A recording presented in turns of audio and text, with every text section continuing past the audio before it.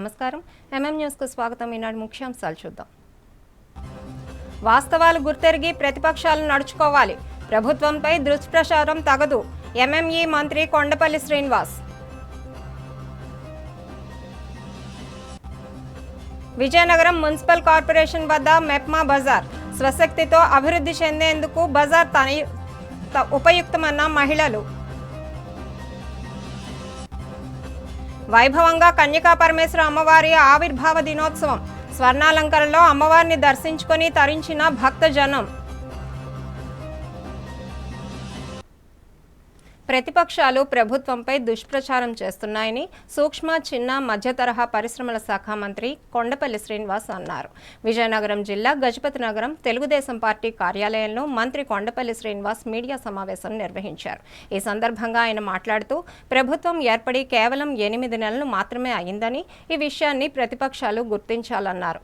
గత ప్రభుత్వంలో పెన్షన్లు సంవత్సరానికి కేవలం 250 రూపాయల చొప్పున పెంచుకుంటూ వచ్చిన సంగతిని గుర్తు చేశారు. ప్రభుత్వం వచ్చిన తర్వాత పెన్షన్లు 3 నెలల బకాయిలు కలుపుకొని ఇచ్చిన ఘనత చంద్రబాబు నాయుడుకి దక్కుతుందన్నారు. దివ్యాంగుల పెన్షన్లు 3,000 నుంచి 6,000 వరకు పెంచామన్నారు. ప్రభుత్వం వచ్చిన దగ్గర నుంచి అహర్నిశలు అనేక సంక్షేమ కార్యక్రమాలు చేపట్టడంతో పాటు రాష్ట్ర అభివృద్ధికి రేయింబవళ్లు ముఖ్యమంత్రి చంద్రబాబు కృషి చేస్తున్నారని పేర్కొన్నారు. ఈ కార్యక్రమంలో మాజీ జెడ్పీటీసీ మక్కువ శ్రీధర్, మాజీ ఎంపీపీ గంట్యాడ శ్రీదేవి తదితరులు పాల్గొన్నారు.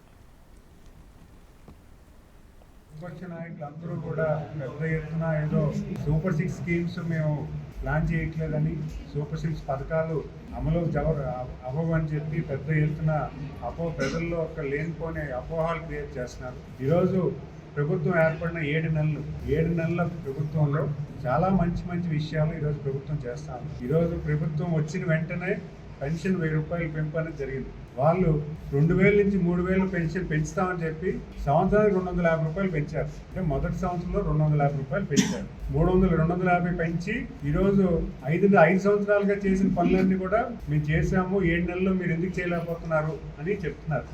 ఎంత దయనీయ స్థితి అంటే, మీరు ఇచ్చింది రాష్ట్రాన్ని మాకు అప్పచెప్పినప్పుడు సుమారు 11 లక్షల కోట్ల రూపాయలు అప్పు పెనుబారం ఇచ్చారు. 11 లక్షల కోట్ల రూపాయలు రాష్ట్రం ఆస్తులు తాకట్టు పెట్టి ప్రభుత్వం ప్రతి డిపార్ట్మెంట్ కొల్లగొట్టి ప్రతి డిపార్ట్మెంట్లో ఎటువంటి ఆర్థిక స్థితిగతులు లేకుండా మాకు అప్పచెప్పారు. అయినా సరే ఈరోజు గౌరవ ముఖ్యమంత్రి చంద్రబాబు నాయుడు గారి ప్రభుత్వం వచ్చిన వెంటనే పెన్షన్ కార్యక్రమం పెద్ద ఎత్తున డైరెక్ట్గా 1000 రూపాయలు ఇవ్వడం కాకుండా 3 నెలలు ఏదైతే పెండింగ్ పేమెంట్ అంటే ఇస్తామని మాట ఇచ్చి 3 నెలలు ఏప్రిల్ నుంచి అమలు చేసే విధంగా 3 నెలల పేమెంట్ కూడా ఇవ్వడం జరిగింది. మరి అంతేకాకుండా మీరు చూస్తే వికలాంగుల పెన్షన్, అసలు వికలాంగుల పెన్షన్ మీరు పెంచారా? గత ప్రభుత్వంలో 3,000 రూపాయలు, తెలుగుదేశం ప్రభుత్వంలో 3,000 రూపాయలు ఇస్తే అదే పెన్షన్ మీరు కొనసాగించారు. ఈరోజు వికలాంగుల గురించి ఆలోచించి గౌరవ ముఖ్యమంత్రి వారు 3,000 నుంచి 6,000 రూపాయలు పెన్షన్ చేశారు. మరి అంతేకాకుండా ఈరోజు సంపాదించే వ్యక్తి పెరాలసిస్లో కానీ యాక్సిడెంట్లో కానీ బెడ్రీడన్ అయితే వాళ్ళ కుటుంబం నేలజారకుండా సంపాదించేవాళ్ళు లేకపోవడం వల్ల వాళ్ళ పిల్లలు ఆర్థిక స్థితిలో ఇబ్బంది అవ్వకూడదని చెప్పి వాళ్ళకి 5,000 నుంచి 10,000 రూపాయలు పెన్షన్ ఇవ్వడం, 15,000 రూపాయలు పెన్షన్ ఇస్తున్నాం. 74 సంవత్సరాలు ఉన్న నాయకుడు ఈరోజు ఆర్ఎన్ఎస్లో కష్టపడి పనిచేస్తుంటే ఈరోజు ప్రతిపక్ష నాయకులు హేళన చేస్తుంటే ఎంతవరకు కరెక్ట్? మనం చూసాం. ఈరోజు శాండ్ సంవత్సర కాలం పాటు వాళ్ళు శాండ్ ఇష్యూ సాల్వ్ చేయలేకపోయారు. వాళ్ళు ప్రభుత్వం ఏర్పడిన తర్వాత ఇసుక దొరకడం ఎంత దారుణం అయిపోయింది. ఒరిస్సా నుంచి లారీలు వచ్చాయి. ఈరోజు ప్రభుత్వం ఉచితంగా శాండ్ ఇస్తుంది. శాండ్ రేటు ఇల్లు కట్టుకున్న వాడికి భారం లేకుండా చేస్తుంది. గత ప్రభుత్వంలో శాండ్ తెచ్చుకోవాలంటేనే భయం. ఏదో ఎవరికో నాయకుడికి చెప్పడమో లేకపోతే ఎవరినో ఎక్కువ డబ్బులు ఇచ్చి కొనుక్కోవాల్సిన పరిస్థితి గత ప్రభుత్వంలో ఉంది. ఈరోజు శాండ్ ఉచితం చేయడం వల్ల ఎంతో మంది పేద కుటుంబాలకు ఇల్లు కట్టుకునే పరిస్థితి ఉంది. శాండ్ అడగగానే దొరికే పరిస్థితి ఉంది. మరి అంతేకాకుండా 7 నెలల్లో ఇన్ని కంపెనీలు వచ్చాయి. ఇన్ని కంపెనీలు ఇక్కడ పెడతామని వస్తున్నారు.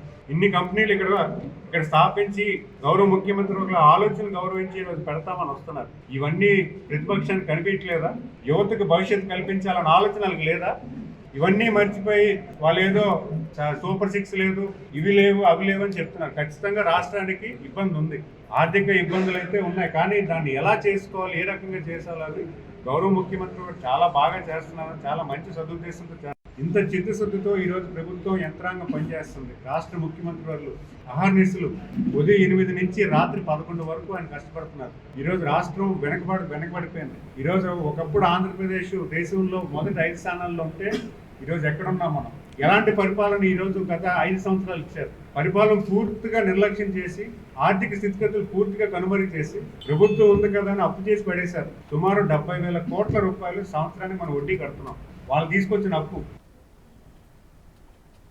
1/70 చట్టంపై స్పీకర్ అయ్యన్న పాత్రుడు గిరిజనులను ఉద్దేశించి అనుచితమైన వ్యాఖ్యలు చేయడం దారుణమని మాజీ ఉప ముఖ్యమంత్రి పాముల పుష్పశ్రీవాణి ఖండించారు.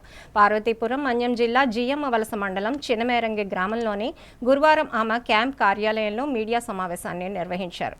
ఈ సందర్భంగా మాట్లాడుతూ జీవో నెంబర్ 3 పైన సుప్రీంకోర్టు జడ్జిమెంట్పై మాజీ ముఖ్యమంత్రి జగన్మోహన్ రెడ్డిపై లేనిపోని నిందలు వేసి దారుణమైన వ్యాఖ్యలతో అయ్యన్న పాత్రుడు రెచ్చిపోయారన్నారు. 1/70 చట్టం అంటే గిరిజనులకు ప్రాణం లాంటిదని పుష్పశ్రీవాణి అన్నారు. టూరిజం పేరు చెప్పి ఎందరికో టెండర్లు ఇప్పించుకునే ఉద్దేశంతో ఇప్పుడు గిరిజనులు ఉనికిపోయేలా 1/70 చట్టంపై అసెంబ్లీ స్పీకర్ అయ్యన్న పాత్రుడు మాట్లాడడం దురదృష్టకరమని పుష్పశ్రీవాణి విమర్శించారు. గిరిజనులపై చేసిన వ్యాఖ్యలు వెంటనే వెనక్కి తీసుకొని బహిరంగంగా క్షమాపణ చెప్పాలని పుష్పశ్రీవాణి డిమాండ్ చేశారు. మరోసారి 1/2 చట్టంపై ఎటువంటి వ్యాఖ్యలు చేసినా చూస్తూ ఊరుకోమని స్పీకర్ అయ్యన్న పాత్రుడును హెచ్చరించారు. అసెంబ్లీ స్పీకర్ అయినటువంటి అయ్యన్న పాత్రుడు గారు ఏదైతే 1/70 యాక్ట్ గురించి చేసినటువంటి వ్యాఖ్యలు ఏవైతే ఉన్నాయో వాటిని తీవ్రంగా ఖండిస్తున్నాము.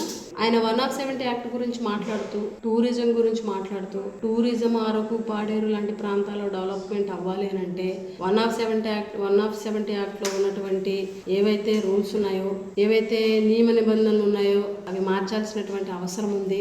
అధికారులు అవసరమైతే వాటిని మార్చేటువంటి పరిస్థితి ఉంటే చూడండి అని చెప్పేసి స్పీకర్ గారు మాట్లాడడం అనేది నిజంగా చాలా విడ్డూరకరం. ఎందుకనంటే గతంలో జగనన్న ముఖ్యమంత్రిగా ఉన్నప్పుడు సుప్రీంకోర్టు జడ్జిమెంట్ ఏదైతే జీవో నెంబర్ 3 గురించి ఇవ్వడం జరిగిందో అంటే టీచర్స్ రిక్రూట్మెంట్ కు సంబంధించినటువంటి జీవో నెంబర్ 3ని సుప్రీంకోర్టు రద్దు చేస్తే సుప్రీంకోర్టు రద్దు చేసిన దాన్ని పక్కన పెట్టి జగన్మోహన్ రెడ్డి గారే రద్దు చేశారని జగన్ గారే గిరిజనులకు అన్యాయం చేసేస్తున్నారని చెప్పేసి జగన్మోహన్ రెడ్డి గారు గిరిజన ద్రోహి అని చెప్పేసి మాట్లాడినటువంటి ఇదే తెలుగుదేశం నాయకులు మీరందరూ కూడా ఇప్పుడు ఏం చేస్తున్నారు? జీవో నెంబర్ 3 మీద సుప్రీంకోర్టు జడ్జిమెంట్ విషయంలో జగన్ గారి మీద ఒక అబద్ధం వేసి ఎలా పడితే అలాగా నిందలేసినటువంటి మీరు, జగన్ గారి మీద రెచ్చిపోయినటువంటి మీరు ఈరోజు గిరిజనుల ఉనికే పోయేలాగా ఉంది. ఆ ఉనికే ప్రశ్నార్థకం అయ్యేలాగా ఉంది. 1/70 యాక్ట్ అని అంటే గిరిజనులకి ప్రాణం లాంటిది.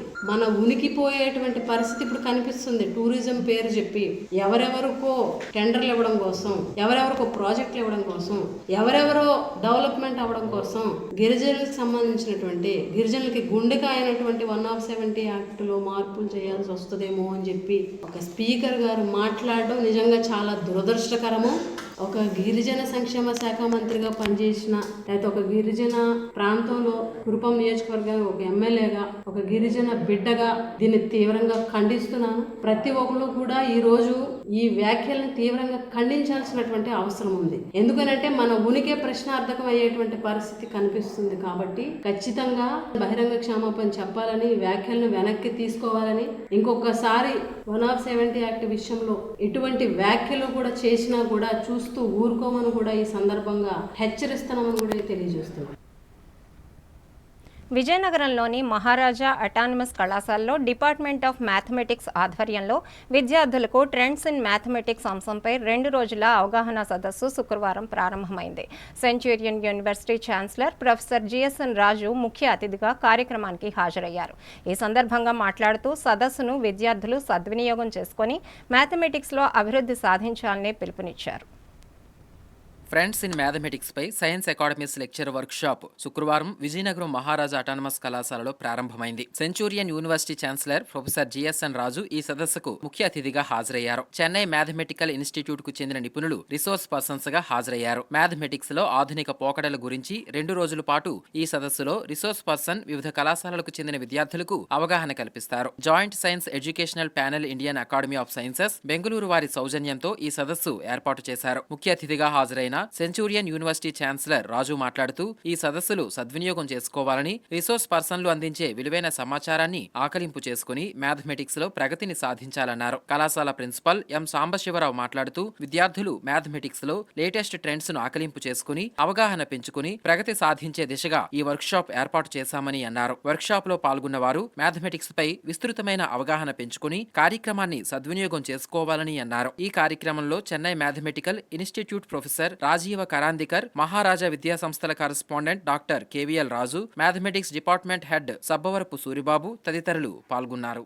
సైన్స్ అకాడమీ బెంగళూరు వారి సౌజన్యంతో Maharaja college Vizianagaram department of mathematics ఈ 2 రోజులు 31 జనవరి మరియు 1 ఫిబ్రవరి తేదీల్లో ట్రెండ్స్ ఇన్ మ్యాథమెటిక్స్ అనే అంశాలపై 2 రోజుల్లో వర్క్షాప్, నేషనల్ లెవెల్ వర్క్షాప్ నిర్వహించడం జరుగుతుంది. ఈ వర్క్షాప్ లో టాపిక్స్ డెలివరీ కోసం రిసోర్స్ పర్సన్స్ ఎమినెంట్ ఇన్స్టిట్యూట్స్ అయిన చెన్నై మ్యాథమెటికల్ ఇన్స్టిట్యూట్ నుంచి 4 ప్రొఫెసర్స్ రావడం జరుగుతుంది. ప్రొఫెసర్ బివి రావు గారు, professor Manoj Kummini, professor Dishant Pancholi, professor Hanumanth Krishna. ఈ 2 రోజుల కార్యశాలలో 4 సెషన్స్ ద్వారా గణితంలో వస్తున్న కాంటెంపరీ అనువర్తనాలు, వాటికి వివిధ రంగాల్లో ఉండే అనుసంధానంపై అవగాహన కల్పించడం జరుగుతుంది. ఈ వర్క్ షాప్ లో పాల్గొనడానికి వివిధ యూనివర్సిటీలు, Andhra university, Centurion university, JNT university, tribal university మొదలగు యూనివర్సిటీల నుంచి, అదేవిధంగా Maharaja engineering college, Lendi engineering college, Raghu engineering college, BR Ambedkar university Srikakulam నుంచి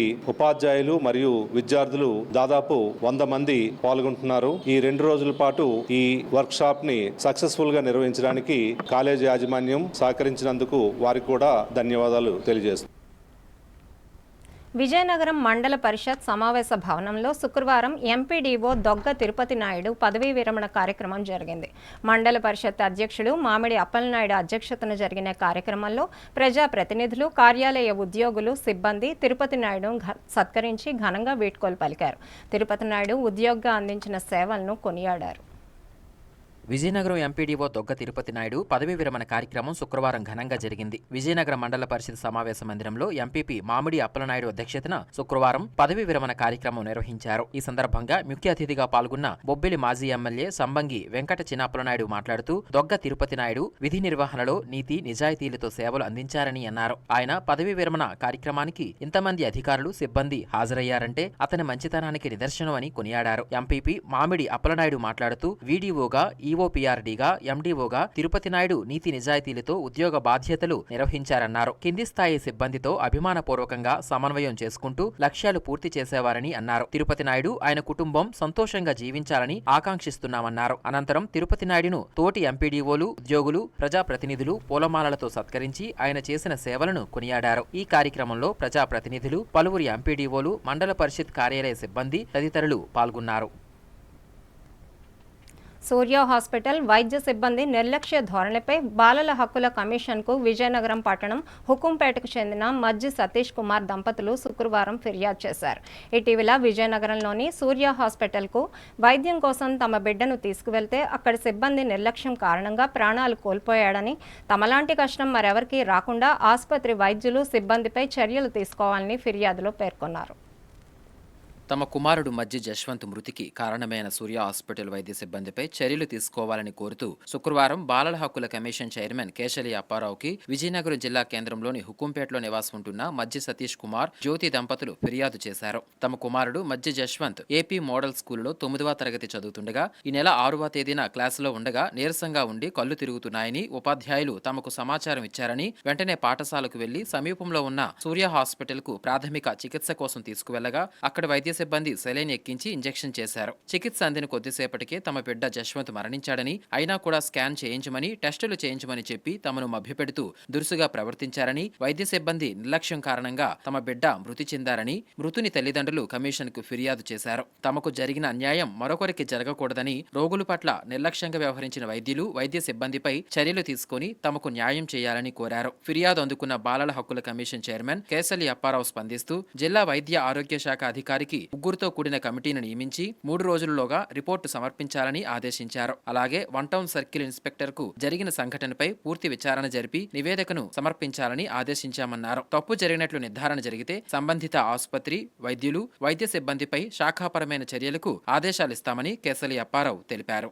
విజయనగరం పట్టణం హుక్కంపేటకు చెందిన మజ్జి జస్వంత్ అనే 14 సంవత్సరాల బాలుడు విజయనగరం పూలబాగులో ఆదర్శ నగర్లో గల ఏపీ మాల్ స్కూల్లో 9th క్లాస్ చదువుతున్నాడు. 6వ తేదీన సాయంత్రం సుమారుగా 4 ఆ ప్రాంతంలో అస్వస్థకు గురై అక్కడ కొంచెం ఇబ్బందికర పరిస్థితులు అయితే జరగడం జరిగింది. అయితే తెలిసిన వెంటనే అక్కడ సిబ్బంది అలాగే వాడు కుటుంబ సభ్యులు వచ్చి విజయనగరం సూర్య హాస్పిటల్కి అడ్మిట్ చేయడం జరిగింది. అడ్మిట్ చేసిన తర్వాత వాళ్ళు ఫస్ట్ ఎయిడ్ ఇవ్వడం జరిగింది. ఫస్ట్ ఎయిడ్ ఇచ్చిన తర్వాత అది కొద్దిగా సుమారుగా 1 గంట 2 గంటలు ట్రీట్మెంట్ జరుగుతుండగా స్కానింగ్ అవన్నీ చేయడం జరిగింది. అయితే అక్కడ ఉన్న సిబ్బంది వైద్యం కూడా అందించడం జరిగింది. అయితే దురదృష్టవశాత్తు అదే రోజు బాలుడు చనిపోవడం జరిగింది. అది చనిపోయిన వెంటనే సోషల్ మీడియా ద్వారా అలాగే వివిధ ప్రసార మాధ్యమాల ద్వారా మా కమిషన్ దృష్టికి వచ్చింది. వచ్చినట్టు మేము సంబంధిత అధికారులకి అలాగే మా సిబ్బందికి ఉమెన్ అండ్ చైల్డ్ వెల్ఫేర్ డిపార్ట్మెంట్కి అలాగే హెల్త్ డిపార్ట్మెంట్కి పోలీస్ డిపార్ట్మెంట్ కూడా తెలియజేయడం జరిగింది. వెళ్ళి విచారణ చేయమని చెప్పడం జరిగింది. అయితే వాళ్ళు కూడా వెళ్ళి ఆ సంఘటన స్థలానికి వెళ్ళి హాస్పిటల్ పరిసర ప్రాంతాలను పరిశీలించడం జరిగింది. అయితే సంఘటన జరిగి సుమారుగా 3 వారాల పైబడి అవుతుంది. అయినా సరే తమకు న్యాయం జరగలేదని వారి కుటుంబ సభ్యులు ఈ రోజు వాళ్ళ తండ్రి అలాగే వారి కుటుంబ సభ్యులు ఈ రోజు మా విజయనగరం క్యాంప్ ఆఫీస్కి వచ్చి ఒక కంప్లైంట్ ఇవ్వడం జరిగింది. మాకు జాయిన్ చేయండి, సుమారుగా 3 వారాల పైన అవుతుంది. ఆ బాలుడికి చనిపోయి కనీసం ఇంతవరకు వాళ్ళకి ఎలా జరిగింది, ఎందుకు జరిగింది, ఏంటి అసలు డాక్టర్ల నిర్లక్ష్యం లేకపోతే ఏంటందుకు కూడా అడగడం జరిగింది. అయితే మేము ఇమీడియట్ గా స్పందించి సంబంధిత women and child welfare department కి అలాగే హెల్త్ డిపార్ట్మెంట్ కి పోలీస్ వారికి కూడా మాట్లాడడం జరిగింది. ఈ రోజు ఉదయం వీళ్ళు ఫిర్యాదు ఇచ్చిన వెంటనే women and child welfare department మా వాళ్ళు కూడా చెప్పడం జరిగింది. వెంటనే మనం డిఎంఎండ్హెచ్ఓ కూడా ఉదయం మాట్లాడితే ఒక 3-man కమిటీని ఏమని చెప్పడం జరిగింది. దానికి స్పందించి మన డిఎంఎండ్హెచ్ఓ గారు అడిషనల్ డిఎంఎండ్హెచ్ఓతో అలాగే ఇంకొక ఇద్దరితో కలిపి ఒక కమిటీ వేయడం జరుగుతుందని చెప్పాం. మేము కూడా వాళ్ళకి 3 days లో ఈ జరిగిన సంఘటనపై నిజ నిర్ధారణ కమిటీ ముగ్గురితో వేసి 3 days లో మా కమిషన్ కి రిపోర్ట్ సబ్మిట్ చేయడం కూడా మా ఆదేశాలు ఇవ్వడం జరిగింది. అలాగే విజయనగరం 1 Town సీఏ గారికి కూడా మాట్లాడడం జరిగింది. దీని మీద పూర్వాపరాలు పరిశీలించండి, దాని మీద జరిగిన సంఘటన గల కారణాలు ఏంటి, దాని పోలీస్ డిపార్ట్మెంట్ వారిని కూడా ఆదేశాలు ఇవ్వడం జరిగింది. అయితే ఇదైతే వాళ్ళు ఏంటంటున్నారంటే మాకు ఇది పోస్ట్ మార్టం జరిగింది కాబట్టి పోస్ట్ మార్టం రిపోర్ట్ వచ్చినంత వరకు అయితే మేమైతే చర్యలు తీసుకోవడానికి వీలు ఉండదని చెప్పడం జరిగింది. అయితే పోస్ట్ మార్టం రిపోర్ట్ లో కానీ లేకపోతే వీళ్ళు ఎంక్వైరీ నిజ నిర్ధారణ కమిటీలో కానీ అది వీళ్ళు ఎవరైతే బాధిత బాలుడు తాలూకా కుటుంబ సభ్యులు కానీ ఆరోపించిన విధంగా ఒక నిజ నిర్ధారణ కమిటీ ద్వారా వచ్చిన రిపోర్ట్ ని బట్టి ఒకవేళ తప్పు జరిగితే మాత్రం కంపల్సరిగా ఆ ఆసుపత్రి సిబ్బంది మీద వైద్యుల మీద మాత్రం శాఖాపరమైన చర్యలకి ఆదేశాలు ఇవ్వడం జరుగుతుందని మేము తెలియజేయడం జరుగుతుంది. కాసేపు విరామం.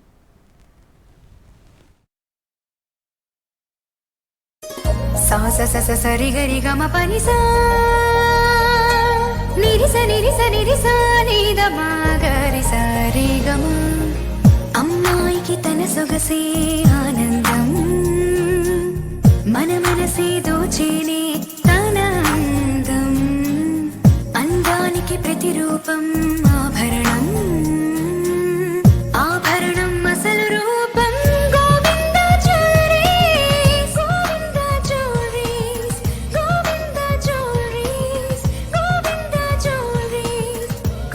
సాంప్రదాయ స్వర్ణాభరణాలకు పుట్టినిల్లు మా గోవింద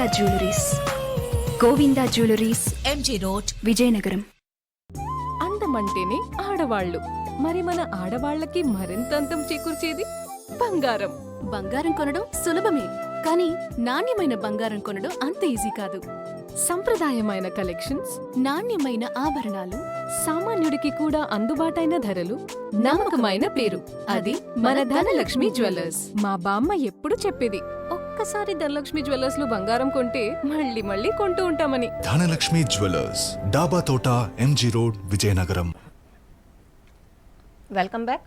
ఉత్తరాంధ్ర ఉపాధ్యాయ ఎమ్మెల్సీ ఎన్నికలకు ఎన్నికల కమిషన్ ఈ నెల 29వ తేదీన నోటిఫికేషన్ విడుదల చేసిందని, నాటి నుంచి ఎన్నికల నియమావళి అమల్లోకి వచ్చిందని విజయనగరం తహసీల్దార్ కూర్మనాథరావు తెలిపారు. శుక్రవారం మైత్రి మీడియాతో మాట్లాడుతూ ఎన్నికల నియమావళి కఠినంగా అమలు చేయాలని డిప్యూటీ తహసీల్దార్లకు, రెవెన్యూ ఇన్స్పెక్టర్లకు, వీఆర్ఓలకు ఆదేశాలు జారీ చేశామన్నారు. నిబంధనలు ఉల్లంఘించిన వారిపై సమాచారం అందజేస్తే తగిన చర్యలు తీసుకుంటామన్నారు. విజయనగరం సంస్కృత కళాశాలలో 67, 68, 69 3 పోలింగ్ స్టేషన్లు ఏర్పాటు చేశామని, డీఎస్పీ, ఆర్డీఓల ఆధ్వర్యంలో పోలింగ్ కేంద్రాల పరిశీలన చేశామన్నారు. పోలింగ్ కేంద్రాల వద్ద అవసరమైన మౌలిక వస్తువుల ఏర్పాట్లకు చర్యలు తీసుకున్నామన్నారు. ప్రజలు ఎన్నికల నిబంధనలు పాటించి శాంతి భద్రతలకు సహకరించాలన్నారు. ఎన్నికల కమిషన్ వారు ఈ నెల 29/1/2025 ఎన్నికల ఎమ్మెల్సీ ఎన్నికల నోటిఫికేషన్ ఇవ్వడం జరిగింది. ఈ టీచర్స్ ఎమ్మెల్సీ నోటిఫికేషన్ వచ్చిన వెంటనే ఎంసీసీ కూడా అమల్లోకి రావడం జరిగింది. దీనికి సంబంధించి అన్ని గ్రామాల్లో గ్రామ రెవెన్యూ అధికారులకి ఎంసీసీని స్ట్రిక్ట్గా ఇంప్లిమెంట్ చేయవలసిందిగా వాళ్ళకి ఆదేశాలు కూడా జారీ చేసి ఉన్నాము. అయితే ఎక్కడెక్కడైతే హోర్డింగ్స్ కానీ ఏవైనా స్టాచ్యూస్ కానీ ఉంటే అన్మాస్క్ చేయవలసిందిగా వాళ్ళకి తెలపడం జరిగింది. అదేవిధంగా ఈరోజు రెవెన్యూ డివిజనల్ అధికారి వారు, డిఎస్పీ గారు మరియు నేను పోలింగ్ స్టేషన్లని తనిఖీ చేయడం జరిగింది. విజయనగరం మండలంకి సంబంధించి మనకి మొత్తం 3 పోలింగ్ స్టేషన్లు సాంస్కృతిక కళాశాలలోని మనం 3 పోలింగ్ స్టేషన్లు పెట్టడం జరిగింది. ఈ 67, 68, 69 పోలింగ్ స్టేషన్లలో మొత్తం మనకి 1900 ఓటర్లు నమోదు కాబడి ఉన్నవి. అయితే నిన్న ఈ రోజు ఏమైనా ఉంటే కొత్త ఓటర్లు ఇంకా నమోదు చేసుకోవడానికి అవకాశం ఉన్నది కాబట్టి వాటిని కూడా మేము స్వీకరించడం జరుగుతుంది. అయితే ఈ 1900 ఓటర్లు కూడా మనకి 67 పోలింగ్ స్టేషన్లో 816, 68 పోలింగ్ స్టేషన్లో 1025, 69 పోలింగ్ స్టేషన్లో 146 మందిని ఇప్పటి వరకు పోలింగ్ స్టేషన్లో ఇవ్వడం జరిగింది. వాటి ప్రకారంగా మొత్తం అందరికీ సకల సౌకర్యాలు కల్పించడానికి ఈరోజు రెవెన్యూ డివిజనల్ అధికారి వారు మాకు ఇన్స్ట్రక్షన్స్ ఇవ్వడం జరిగింది. అక్కడ water facilities, toilet facilities, AMF, బిఎంఎఫ్, main assured minimum facilities, basic minimum facilities అన్ని కూడా మేము కల్పించడానికి ఈరోజు ఇన్స్పెక్ట్ చేసి దానికి తగు చర్యలు తీసుకుంటామని తెలియజేయడం జరుగుతుంది. విజయనగరంలోని కన్యకాపరమేశ్వరి అమ్మవారి ఆలయంలో శుక్రవారం వాసవీమాత ఆత్మార్పణ దినం, కన్యకాపరమేశ్వరి అమ్మవారి అవతరణ దినోత్సవాన్ని ఘనంగా నిర్వహించారు. ఉదయం నుంచి ఆలయంలో ప్రత్యేక పూజలు, విశేష అర్చనలు, పూజా కార్యక్రమాలు నిర్వహించారు. అమ్మవారిని స్వర్ణ చీరతో స్వర్ణాలంకార శోభితంగా అలంకరించి భక్తులకు దర్శనం కల్పించారు. పెద్ద సంఖ్యలో అమ్మవారిని భక్తులు దర్శించుకొని విశేష పూజలు నిర్వహించారు. విజయనగరం శ్రీ కనికా పరమేశ్వరి అమ్మవారి ఆలయంలో శుక్రవారం వాసవి మాత ఆత్మార్పణ దినం, కనికా పరమేశ్వరి మాత అవతరణ దినోత్సవాన్ని ఆలయ నిర్వాహకులు ఘనంగా జరిపారు. ఉదయం నుంచి అమ్మవారికి విశేష పూజలు నిర్వహిస్తూ బంగారు చీరలో స్వర్ణాలంకార శోభితంగా అలంకరించారు. పెద్ద సంఖ్యలో భక్తులు అమ్మవారిని దర్శించుకుని పూజలు నిర్వహించారు. సామూహిక విశేష పూజలు, కుంకుమార్చన కార్యక్రమాలు నిర్వహించారు. అమ్మవారికి చందనోత్సవం, పల్లకీ పూజలు ఘనంగా నిర్వహించేందుకు ఏర్పాట్లు చేశారు. ఆలయ కమిటీ సభ్యులు కుమ్మరిగుంట శ్రీనివాసరావు మాట్లాడుతూ వాసవి అమ్మవారి ఆత్మార్పణ దినోత్సవం, కనికా పరమేశ్వరి మాత ఆవిర్భావ దినోత్సవం అత్యంత వైభవంగా నిర్వహించడానికి ఏర్పాట్లు చేశామన్నారు. విశేష సంఖ్యలో భక్తులు హాజరై అమ్మవారిని దర్శించుకుని మొక్కులు చెల్లించుకున్నారని తెలిపారు.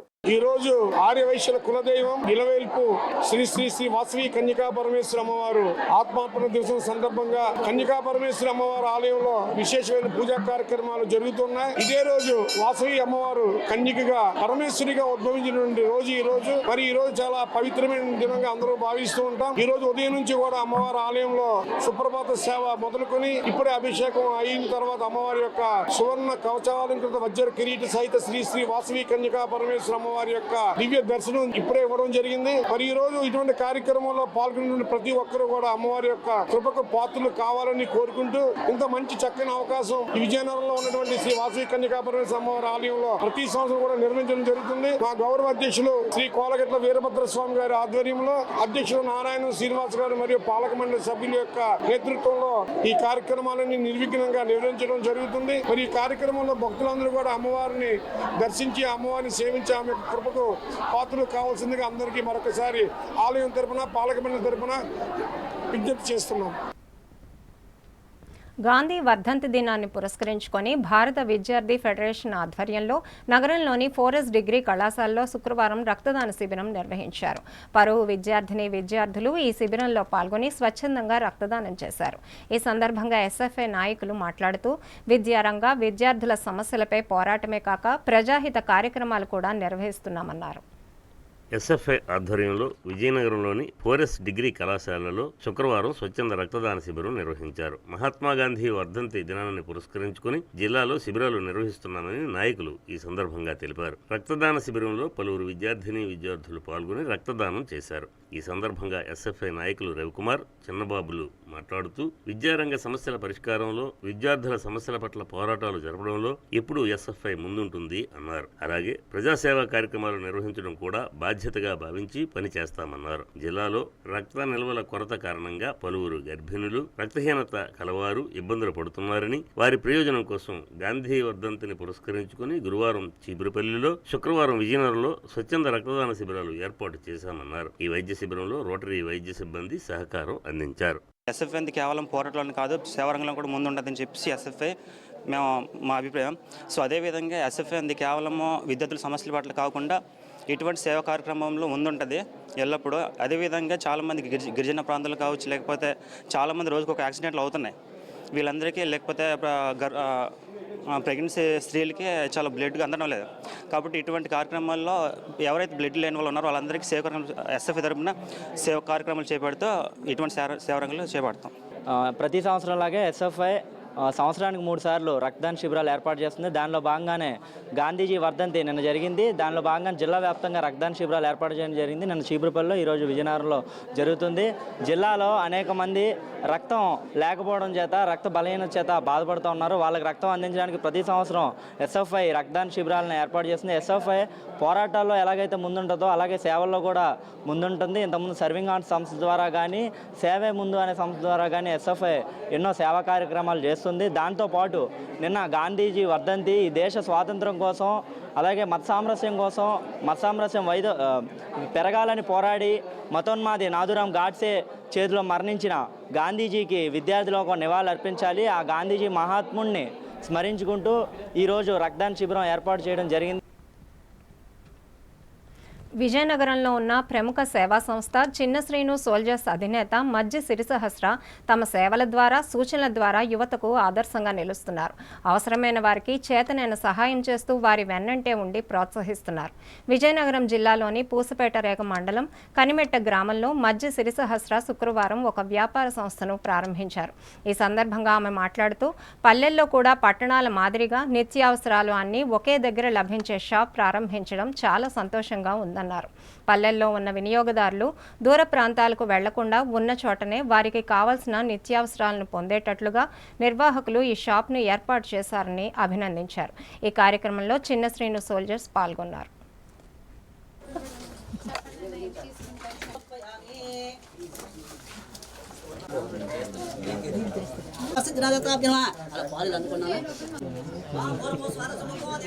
విశ్వాత్మారంపరాయణం నారాయణ ప్రోజ్యోత్యాసాజవంతి వై గోత్రంకరం పరే సింధు ననావ దురితాది పరిషి అగ్ని.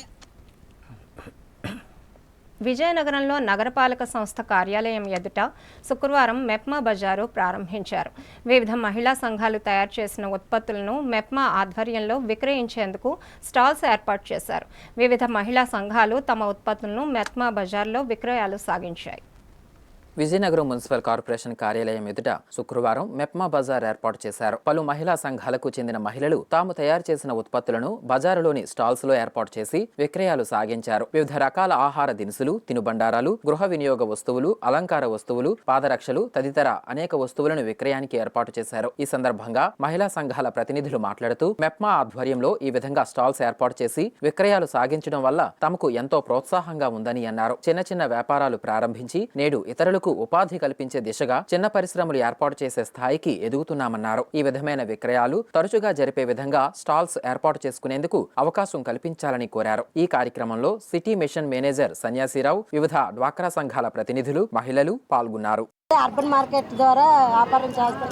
ఆల్రెడీ మాకు సొంత షాప్ ఉంది. తర్వాత ఇంటికాడ తయారీ వర్క్ చెప్పుల షాపు ఉంది సార్. చెప్పులు తయారు చేస్తాం. దాని ద్వారా మనకు మెప్మా వాళ్ళు అదే అర్బన్ మార్కెట్ ద్వారా వ్యాపారాలు చెప్పుల షాపు, బట్టలది, తర్వాత బ్యాగులు, బ్యాంగిల్స్, తర్వాత నేనైతే చెప్పులు ఫుట్వేర్ సార్. మాది చెప్పుల షాప్ ఉంది. మ్యానుఫ్యాక్చరింగ్ కూడా చేస్తున్నాం. మా ఇంటి వద్దే చేస్తున్నాం. ఇది కూడా మాకు నెల కల్పిస్తున్నారు ఈ అవకాశాన్ని. అది వారం కల్పిస్తే మరీ మంచిదని కోరుకుంటున్నాను సార్. నేను ఒక 10 ఇయర్స్ నుంచి 13 ఇయర్స్ నుంచి డ్వాక్రా మహిళగా ఉన్నాను.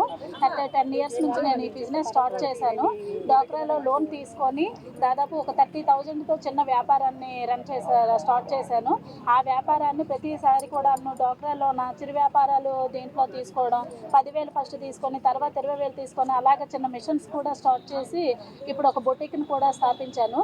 టిఎల్ఎఫ్ లోన్లో 2 lakhs తీసుకొని బొటిక్స్ అన్ని కూడా మగ్గం work, embroidering thread work boutiques కూడా తీసుకొని ఆ బొటిక్స్ తర్వాత ఈ బ్యాంగిల్ షాపు, ఫ్యాన్సీ షాప్ని రన్ చేస్తున్నాను.